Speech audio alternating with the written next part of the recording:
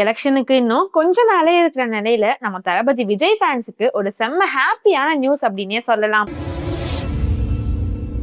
Vijay and சங்கீதாக்கு divorce ஆக போகுதுன்னு நம்ம எல்லாருக்குமே தெரிஞ்ச மேட்டர் தான். விஜய் அண்ட் சங்கீதா லவ் பண்ணி தான் மேரேஜும் பண்ணிட்டாங்க. கோலிவுட்லயே சக்சஸ்ஃபுல் கப்பலா இருந்த இவங்க சடனா டிவோர்ஸ் வேணும் அப்படின்னு கேஸ் கொடுத்திருந்தாங்க. அது மட்டும் இல்லாம டிவோர்ஸ்க்கு ரீசன் விஜய் தான். அவர் என்னோட ஃபீலிங்ஸ புரிஞ்சுக்கவே இல்ல. ஆல்சோ அவர் ஒரு நடிகை கூட தொடர்புல இருக்காரு அப்படின்னு சொல்லியிருந்தாங்க. ஆனா அதுக்கு விஜய் தரப்புல இருந்து எந்த ஒரு ஆன்சருமே கிடைக்கல. அதுக்கு பதிலா இதெல்லாம் நடந்த கையோடையே விஜய் அண்ட் த்ரிஷா ஒரே மாதிரி ட்ரெஸ், அதாவது மேட்சிங் அவுட்ஃபிட்ல ஒரே கார்ல ஒன்னா ஒரு மேரேஜ் ஃபங்க்ஷன் அட்டென்ட் பண்ணிருந்தாங்க.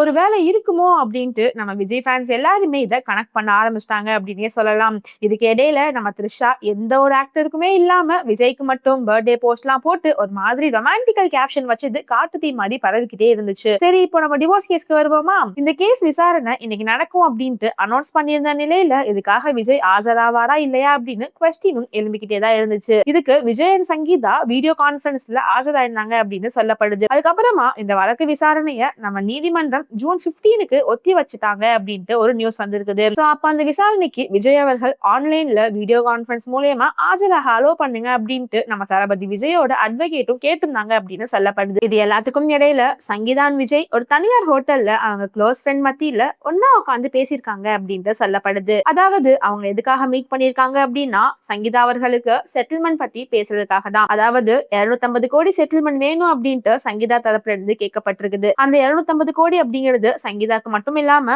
அவங்களோட சேர்த்து அவங்களோட மகன் மற்றும் மகள்களுக்காக, அதாவது சஞ்சய் அண்ட் திவ்யாக்கும் சேர்த்துதான் அந்த 250 கோடி அலிமணி அப்படின்னு சொல்லியிருக்காங்க. அது மட்டும் இல்லாம சஞ்சய் அண்ட் திவ்யாவை விஜயே பாத்துக்கிறேன் அப்படின்னு சொன்னதா நியூஸும் வெளியில வந்துகிட்டு இருக்கு. இது எல்லாத்தையும் வச்சு பார்த்தா ஜூன் 15 சங்கீதா மற்றும் விஜய் அவர்கள் கோர்ட்ல ஆஜரானதுக்கு அப்புறம் தான் இந்த டிவோர்ஸ் பத்தின உண்மைகள் எல்லாமே நமக்கு வெளியே வரும். அது வரைக்கும் நம்ம காத்திருக்கதான் வேண்டும். இப்போ தேர்தலுக்கு இன்னும் கொஞ்ச நாளே இருக்கிற நிலையில இன்னைக்கு விசாரணை என்ன ஆகும் ஆகாது அப்படின்னு பயத்துல இருந்த நம்ம விஜய் ஃபேனுக்கு இந்த கேஸ் போஸ்ட்போன் ஆனது ஒரு நல்ல ஹாப்பி நியூஸாவே அமைஞ்சிருக்கு அப்படின்னே சொல்லலாம். இதை பத்தி நீங்க என்ன நினைக்கிறீங்க அப்படின்னு கமெண்ட் செக்ஷன்ல சொல்லுங்க. மேலும் அடுத்த ஒரு வீடியோல சந்திப்போம். அது வரைக்கும்